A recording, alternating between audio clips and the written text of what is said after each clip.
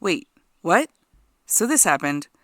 I'm Rachel Velis, and this is the podcast Hell is Not the End, although it feels like just the beginning sometimes. Is anything really the end, though? This podcast is meant to explore the limitless possibilities of one's own soul. Why do people do bad things? Why are there countless happenings beyond understanding? Why, when we are cautioned not to do something, do we just do it anyway? The definition of curiosity, a strong desire to know or learn something. There you have it. I will curiously explore why. Hell is not the end. Located at 1340 Pennsylvania Street in Denver, Colorado, an impressive 1887 Queen Anne Victorian mansion, previously used for the governor's mansion, would be home to philanthropist and Titanic survivor Margaret Molly Tobin Brown, and her mining engineer, inventor, and self-made member of fashionable society husband, James Joseph J.J. Brown, in 1894. Today, the mansion is home to the Molly Brown House Museum. Oh, and did I mention that it just so happens to be haunted? Molly was born on July 18th, 1867, in a hospital near the Mississippi River in Hannibal, Missouri. Her parents were Irish Catholic immigrants. Her father was John, and her mother was Joanna. Molly is one of 5 children her parents would have together. Molly also had half-sisters, one from her father and one from her mother. Both John and Joanna had been married once before they were married to each other, and both had been widowed very early on in their first marriages. When Molly turns 18 in 1885, she moves to Leadville, Colorado, with one of her brothers and one of her half-sisters and her husband. In Leadville, Molly would find a job working in a department store. Leadville is where Molly and JJ meet.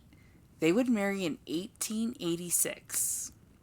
Molly said, "I wanted a rich man, but I love Jim Brown." She thought about how she wanted comfort for her father and how she may have to stay single until a man had presented himself who could give her tired father the things that she had longed for him to have. Jim was just as poor as Molly and her family, and in turn, he was thought to be no better off than them. Even though Molly loved Jim, she was apprehensive because he was poor. In the end, Molly decided it was better to be married to someone she loved than to be married to someone for their money. JJ was born on September 27, 1854, in Waymart, Pennsylvania. His father, James Brown, was an Irish immigrant. His mother, Cecilia Palmer, was a schoolteacher. JJ's family moves to Pittston, Pennsylvania shortly after his birth.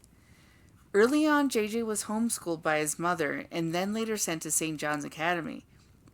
He left home at the age of 23, hoping to head to the West and make some real money. He made his way on a farm in Nebraska, then on to placer mines in the Dakotas. He spent 2 years learning all about the mining trades before moving on to Colorado and putting his knowledge into good use in Georgetown, Aspen, and Ashcroft, Colorado. FYI, Ashcroft became a ghost town in 1939 and landed on the list of National Register of Historic Places in 1975. In another 2 years spent in Ashcroft and Aspen, moving on to other towns along the way and eventually making his way to Leadville.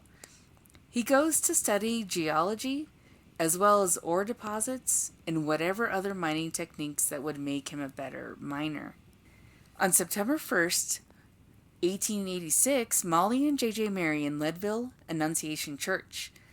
In 1964, Molly would get her legendary nickname, the Unsinkable Molly Brown, brought on by a fictionalized Broadway musical comedy about her life and her survival on the ill-fated sinking of the maiden voyage of the RMS Titanic in 1912.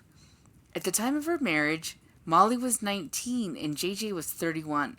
In 1893, the Browns would find financial success from JJ's mining engineering skills proved instrumental in the production of the substantial ore seam in the Little Johnny Mine and the Ibex Mining Company.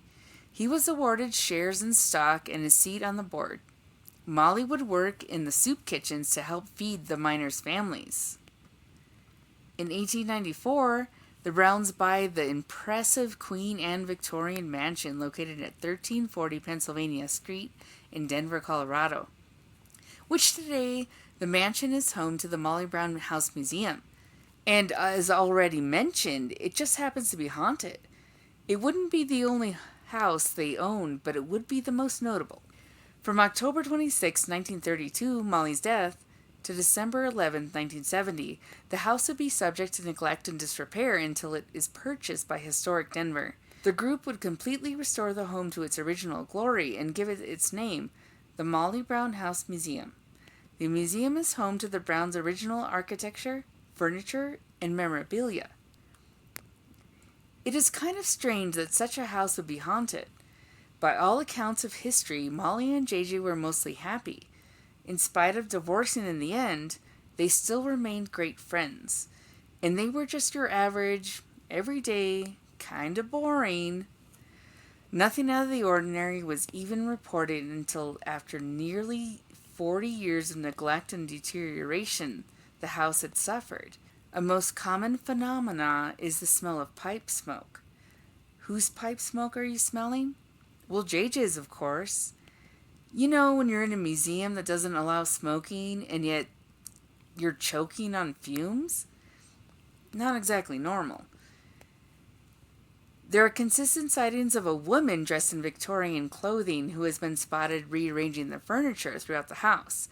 The rearranging of the furniture does occur more often than the sighting of the actual rearranger herself.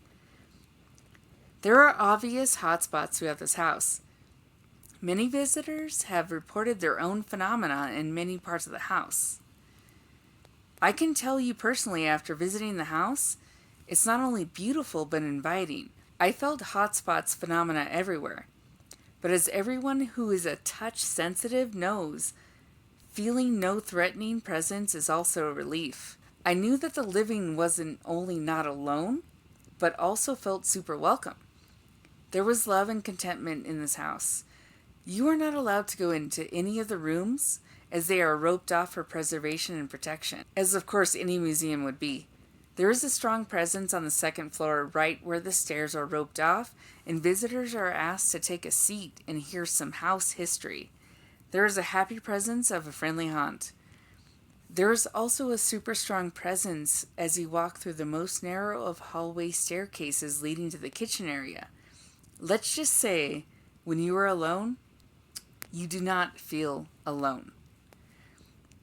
My hope is that no one has to live in fear, ever. As always, I will never give up and read the science. Special thanks to all the reading materials I can get my hands on, internet mostly.